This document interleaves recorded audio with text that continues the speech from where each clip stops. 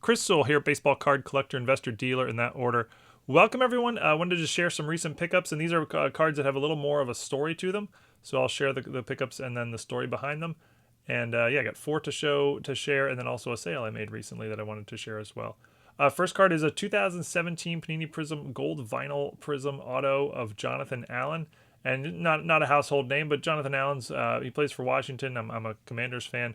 And he's one of their 2 best players. He's not like a mega star in the league. He plays defensive end, but he's made a few Pro Bowls, and he's their best defensive player probably. And this is essentially one of his best cards that exists. I mean, it's serial numbered out of just 5. It's his Prizm Rookie Auto Gold Vinyl Prizm. I don't know if he has like National Treasures type Rookie Patch Autos cards. I'm not even sure, but this has got to be up there with one of his very best cards in all the hobby. Not the best grade, BGS Mint 9 with an 8 for the auto. The auto sort of goes off the sticker on the left, and also there's like a gap in the J, so that's why I got the 8. But I actually bought this from Cardboard Viv. Shout out to John over there. He came up to me at the Silver Spring show about a month ago or so, whatever it was, and sold me this card. Something like, I don't remember exactly the price. It was somewhere in the ballpark of $225, something like that. And this is also the Patrick Mahomes year, 2017. If this was Patrick Mahomes, this would be a, I don't know, $500,000 card or so. And obviously you can't compare Patrick Mahomes to Jonathan Allen, but that sort of adds to the intrigue a little bit.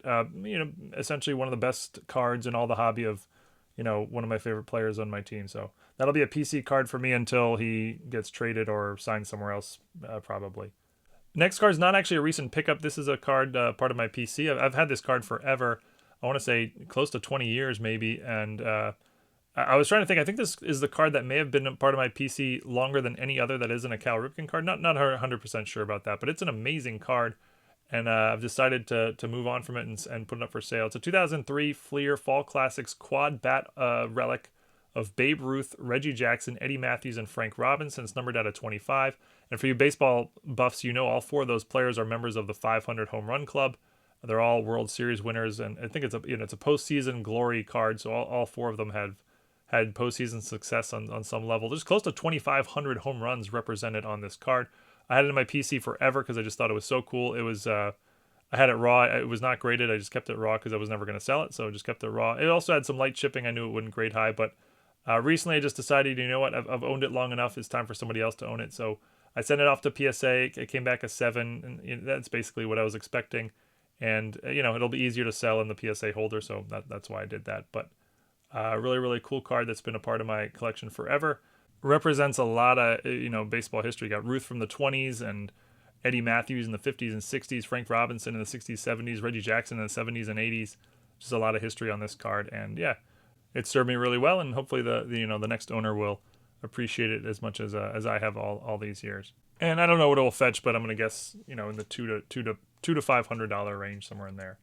Next card. This is interesting. This is a 1998. Score the Franchise Cal Ripken, and this card's only worth a couple bucks, and I've owned many of these cards. It's a really nice looking insert, but they're not rare at all.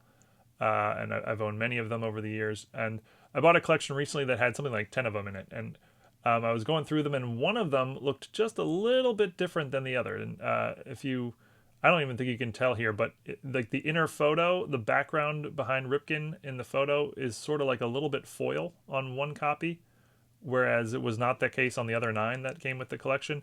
So I was like looking at it closely, and I was trying to think if it was just like something wrong with the printer of the card, the printing of the card, or maybe there was actually a parallel that I was not aware of. So I went on COMC just to sort of check, the database there, and yeah, indeed there is a parallel. You can see here, you can buy the regular version for just a buck, but then the parallels, not super expensive, but a little more. It's more like an $8 card, or that's what, there are copies available for $8.40 here. But I looked at the title of the card, and it's 1997 Score the Franchise Glow in the Dark. And that got me wondering, does this card actually glow in the dark? So I, of course, took it to a closet and turned off the lights.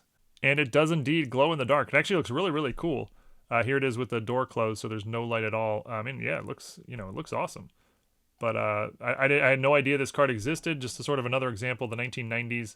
And they're very sort of quirky card designs, innovative ideas, as there were a lot of companies all competing with each other. And this is another one I didn't know about this one, but now I do. All right, and last recent pickup is a really interesting one, and it's a card that I like to talk about these kind of cards quite a lot, and I like to deal with them. It's a low supply, low demand card, but not no demand. That's very important that it's low demand, not no demand.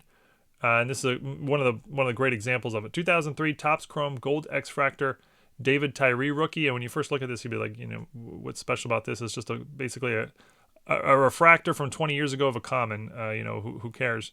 And yeah, David Tyree is a common. He for his career, he had 54 receptions for 650 yards and 4 touchdowns as a wide receiver. That's not even a good single season for most wide receivers, but those are his career numbers. However, David Tyree has one of the most famous catches in NFL history. In the Super Bowl for the Giants, Eli Manning scrambles around, and if you're a Patriots fan, close your eyes for the next 10 seconds here.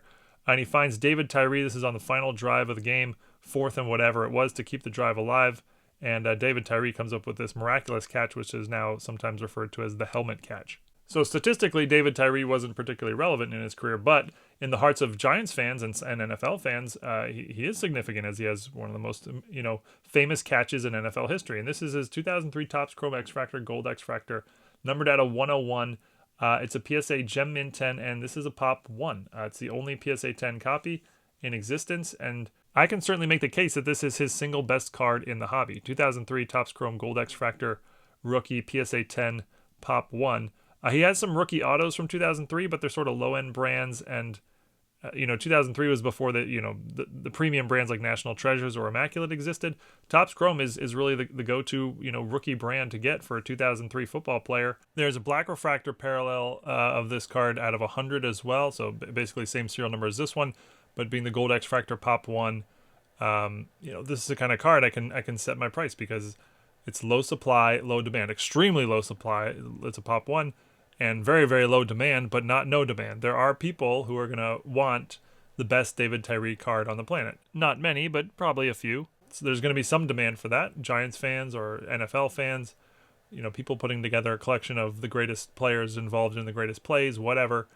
And so this is the kind of card I like to deal in because you can get these kind of cards cheap. You have no idea what they're going to go for. I mean, I have no idea what this will sell for, but I can price it really, really high and then just lower the price over time and see where it ultimately lands. And this is the kind of card that comes with really, really good margins, but it can take a long time to sell, and you have to be very, very patient and sort of wait for the right buyer to come along. This is the kind of thing, if you auction this might go for next to nothing.